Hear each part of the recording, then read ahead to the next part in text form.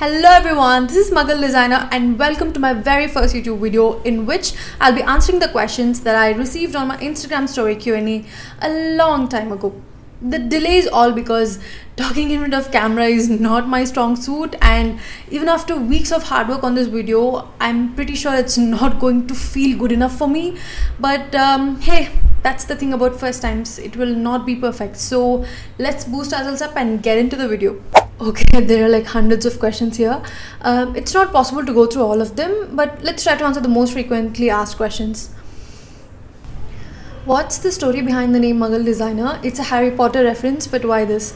There is no huge reason as such. I grew up watching a lot of Harry Potter, obviously, and me and my brother used to do this cosplay where he would be Harry Potter, the Great Wizard, and I would be Hermione, the Muggle Witch, and that kind of stuck.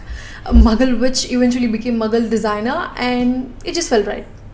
How did you find your passion for design? Are you from a design background? No, I'm from an engineering background, and my ever first touch with design was when I was organizing this tech fest in college, and I saw a couple of posters with some bad text alignment, and there was something about bad designs that annoyed me so much. I could not digest it, and the second it was corrected, I felt a huge sense of victory and accomplishment. And apart from a little OCD, I realized that design is something I actually care about, and I would happily do any amount of hard work to be good at it. And yeah, that's how I found my passion.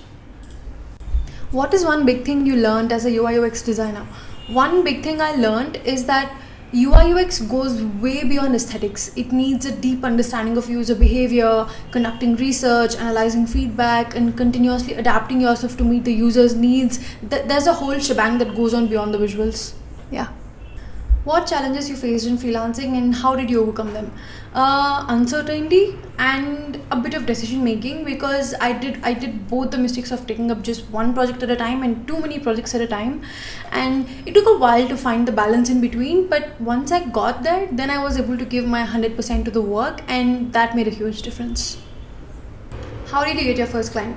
My first client was through word of mouth. I had told my friends and family that I started freelancing, and one of their connections reached out to me for a design project, and yeah, that's how I got my first client. But right now, 90% of my clients are through Instagram, because I try to put my work out there every day. But this might not work for everybody. I'll try to make a full video on this topic.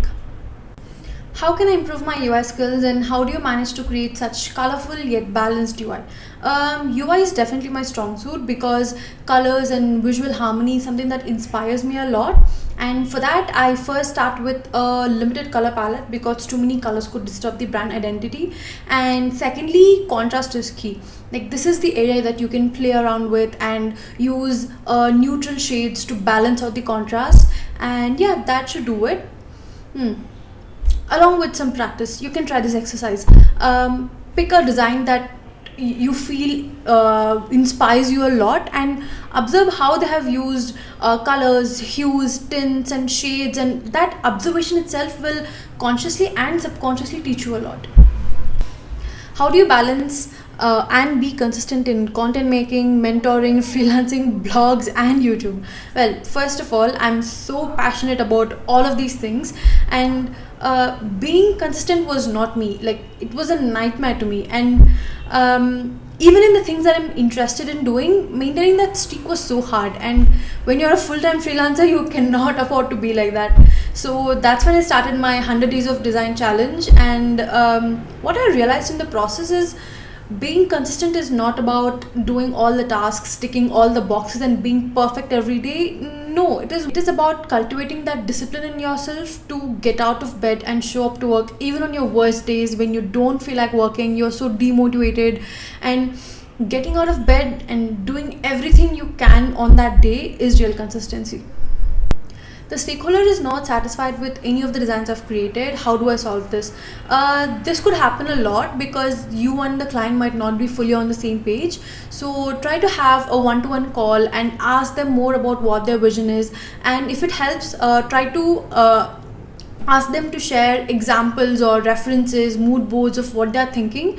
And especially one caution is that when the project is in this stage, you also try to do the same. Like, try to show them, this is the kind of layout I'm going for, this is the kind of footer design I'm thinking, this is the kind of drop shadows I'm putting, showing that visual examples before doing the actual work could save you both a lot of time and energy, and it will also help you understand each other a lot.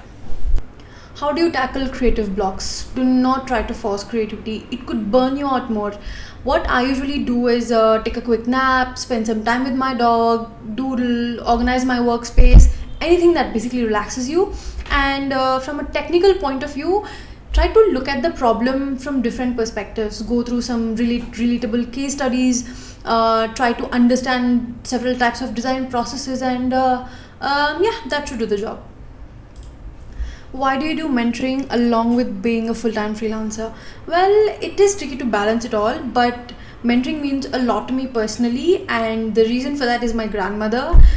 She's a spectacular teacher and even received a national award for being one of the finest teachers in the country. And I literally grew up watching her, and the amount of impact she had on students' lives.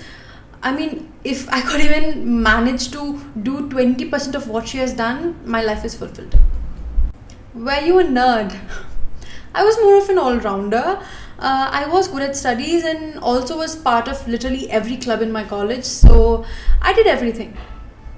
Well, except for games and sports, I did everything.